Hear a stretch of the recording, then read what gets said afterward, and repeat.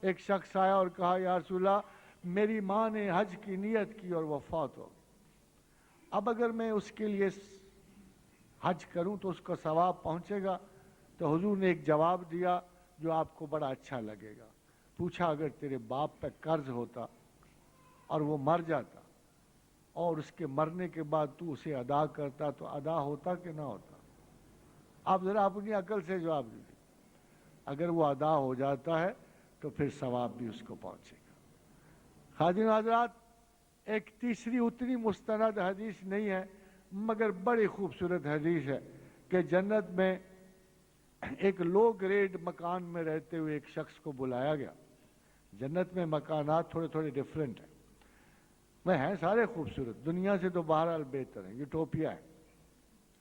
یعنی اس کا تو کم ترین مکان بھی نا آپ کے ونڈسر پیلس سے بہتر ہے۔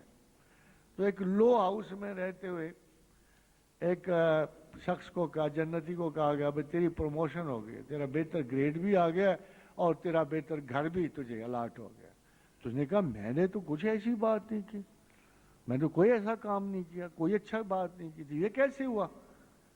فرمایا دیکھ تو نے پیچھے ایک بیٹا چھوڑا تھا نا، اس نے بہت قرآن پڑھا ہے اور تیرے لیے بڑی خیرات کی ہے، اس کا ثواب تجھے پہنچایا، دعا کی ہے اس نے، اللہ نے قبول کی ہے اور جنت میں تیرا ایک درجہ بڑھا دیا ہے۔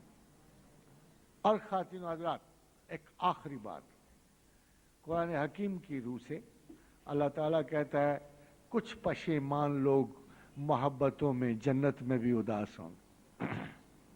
کچھ لوگ روز فکر مند، باپ جہنم میں، اماں جان وہاں سڑ رہی ہیں، آپ تکلیف بیٹے نے جنت لے کے کیا کرنی، یا ماں جنت میں ہے بیٹے آگ میں پڑے ہوئے ہیں، بھلا کیا خوشی نصیب ہونی ہے۔ جھانک تاک تو چلی رہتی ہے نا، جنت والے جھانک لیتے ہیں ادھر بھی۔ تو تاکنا جھانکنا کبو نہ گیا، دل سے شوق رخ نکو نہ گیا۔ تو جہنم والے ہمیشہ جنت دیکھتے رہتے ہیں اور جنت والے ذرا خوف سے جہنم دیکھتے ہیں، یہ یاد کرتے رہتے ہیں کہ اگر اچھے کام نہ کرتے ہم ادھر ہوتے ہیں۔ تو ایک ٹانگ جھانک میں کچھ لوگ غمزدہ ہو جاتے ہیں، کچھ کو بیویاں اچھی لگتی ہیں اور بہت سی بیویاں ادھر ہوتی ہیں۔ سلۃم من الاولین وسلۃم من الآخرین، بہت تھوڑے اگلوں میں سے بہت تھوڑے، میں نے بھی حدیث ہی کوٹ کیا ان کے پیچھے، کیوں فرمایا زمان آخر میں دجال کے ساتھ زیادہ ینگ لڑکے اور عورتیں ہوں گے، کیونکہ دونوں نقال ہوتے ہیں فیشن کے، اور جو نقل زیادہ کرتا ہے وہ اصول سے انحراف کرتا ہے، اس میں پائیداری اور استقلال نہیں رہتا۔ Psychological speaking most of the young people یہ جو ڈانس رومانس یہ سارے اور یہ الجھنے جو ہیں دجال کی روایات کو زیادہ مضبوطی سے تھامے ہوئے ہیں۔ اسی طرح خواتین کے بارے میں سنیے کہ مجھے اہل حدیث کے بڑے استاد میرے بڑے اچھے دوست ہیں، حضرت علامہ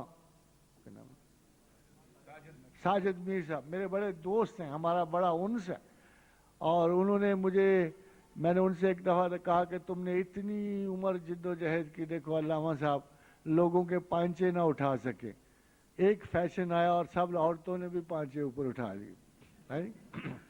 تو بہتر یہ ہے کہ تم ذرا فیشنیبل طریق سے کوئی حدیث ایشو کیا کرو۔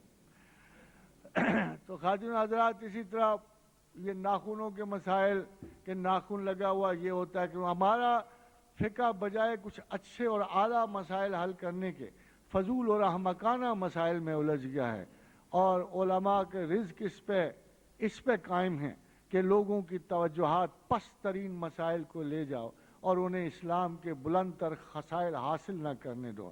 یہ بڑے افسوس کی بات ہے، مگر علماء کو اس سے بہتر کوئی کام آتا ہی نہیں، اور اقبال نے درست کہا تھا کہ دین ملا فی سبیل اللہ فساد۔ اگلا سوال ہے، ویسٹرن تعلیمات اور کالے علم کے سامنے دعا کی تاثیر کیا اہمیت رکھتی ہے؟ کالے علم کا بھی ایک اصول ہے، وہ قرآن میں درج ہے، وَمَنْ يَعْشُ عَنْ ذِكْرِ الرَّحْمَنِ نُكَيِّضْ لَهُ شَيْطَانٌ فَهُوَ لَهُ قَرِينٌ، کہ جب اللہ کے ذکر سے لوگ غافل ہوتے ہیں تو اللہ ان پہ ایک شیطان کو مسلط کر دیتا ہے۔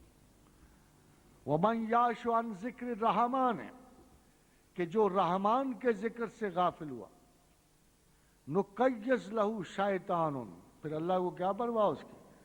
अल्लाह कहता है अगर तुम्हें शैतान ही चाहिए तो शैतान के हवाले, और जब वो हवाले शैतान हुआ फहुव लहू करीन, तो एक शैतान उसके बड़ा करीब रहता। और जादू है क्या, काला इल्म क्या है और पीला क्या है, तमाम उलूम जो इंसान की तवज्जो खुदा वाहद से हटाते, इल्म हकीकत से हटाते, तवज्जो को अगवा करते।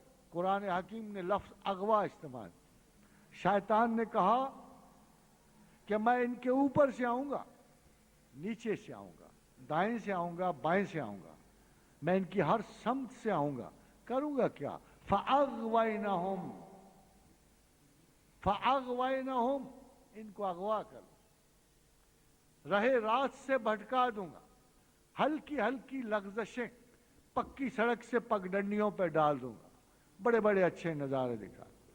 फिर अल्लाह मियां ने क्या कहा, हाँ तू जरूर ऐसा करे, तेरा हक भी लिख दिया मैंने जहन्नुम में, तेरे साथियों का, मगर एक बात याद रखना, एक बात अच्छी तरह याद रखना कि मेरे उन बंदों पे तेरा कोई असर नहीं होगा, इल्ला इबादिल्लाहिल मुखलसीन, कि जिनके दिल में मेरे लिए जर्रा बराबर इखलास है, तू उन पे कोई असर नहीं डाल सके। तो खातिन हजरात, बहुत वसवसे आए, बहुत वसवसे आए, बहुत शुबे पढ़ें, तो एक दुआ याद रखनी चाहिए कि आमनतु बिल्लाहि व रसूलिही, कि मैं तो अपने अल्लाह पे ईमान लाया और अपने रसूल पे ईमान लाया हूँ। ऐ शैतान रजीम, ऐ पड़ोसन जो दस्तक दे के बात करते, और ऐ जादूगर जो तू तावीज़ तूने दबाए हुए ना मेरी गली में, तू मेरा कुछ भी नहीं कर सकता, मैं अपने अल्लाह और रसूल पे ईमान लाई। और तमाम जादू तावीज़ कतअन असर नहीं रखते, मगर ये कि ये आपके ईमान की आजमाइश है। वमा उन्ज़िला अलल मलाकैनि बिबाबिल हारूत व मारूत, हमने नहीं उतारे हारूत और मारूत इसलिए कि तुम्हें जादू सिखाएं, नहीं, बल्कि हमने इसलिए किया कि जादू के जरिए तुम्हारा ईमान आजमाएं, हम देखें कि तुम्हारी रग़बतें इतनी कमज़ोर और कमतर हैं कि तुम इन गली कूचे के वसवसा साजों की गिरफ्त में आ जाते हो, या हम पे यकीन रखते हो, हम पर और हमारे रसूल पे यकीन रखते हो। वमा युअल्लिमान मिन अहदिन हत्ता यकूला इन्नमा नहनु फितनतुन फला तकफुर, जादूगर और वो हारूत और मारूत फरिश्ता हाय खुदाबंद इंसानों को पहले से कहते थे कि देखो हम पे यकीन न करना। क्या अजीब बात है, क्या अजीब बात है जो असूल बताया गया है जादू का, कि देखो हम पे यकीन न करना, हम कुफ्र हैं, हम तुम्हारी आजमाइश हैं। इन्नमा नहनु फितनतुन, हम फितना हैं, आजमाइश हैं, तुम्हारे यकीन व एतबार की आजमाइश है। फला तकफर, कुफ्र न करना, हम पे एतबार न करना। बोल बोल के फरिश्ते पुकार रहे थे, ऐ लोगो हम जादू जरूर रखते हैं, सिखाते जरूर हैं, हम पर एतबार न करना, हम पर यकीन न करना। अगर हम पे यकीन कराओगे तो बर्बाद हो जाओगे। सबसे बड़ी बात है खुदा जाएगा, खुदा हाथ से जाएगा। जब खुदा हाथ से जाएगा जिंदगी भर के लिए शैतान मुसल्लत होगा, उसका कोई चेला चांटा तुम्हारे खून में शरीक हो जाएगा। खबरदार रहना, इनका कोई बड़ा काम नहीं है, कोई बड़ा काम नहीं है, इनका काम बड़ा सादा सा है। जादूगरों का काम बड़ा सादा है, टोने टोट के तावीज़ों से। इन मुनकरीन खुदा का एक काम है, एक काम, कि मियाँ बीवी में फ़र्क डाल देना, मियाँ बीवी में फ़र्क डाल देना, घरों को ख़राब करना, हर एक को अपने तशख़्ख़ुस की खबर देनी, आज़ादियाँ, अना और तकब्बरात के मेले। वमल हयात दुनिया इल्ला गरूर।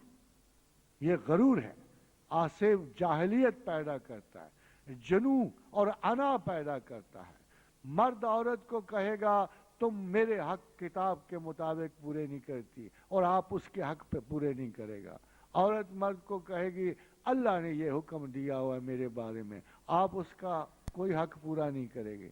یہ غفلتیں، یہ تمام تجاہل، یہ تمام تغافل اللہ کی وجہ سے نہیں ہے، بلکہ آپ کی کم فہمی کی وجہ سے ہے۔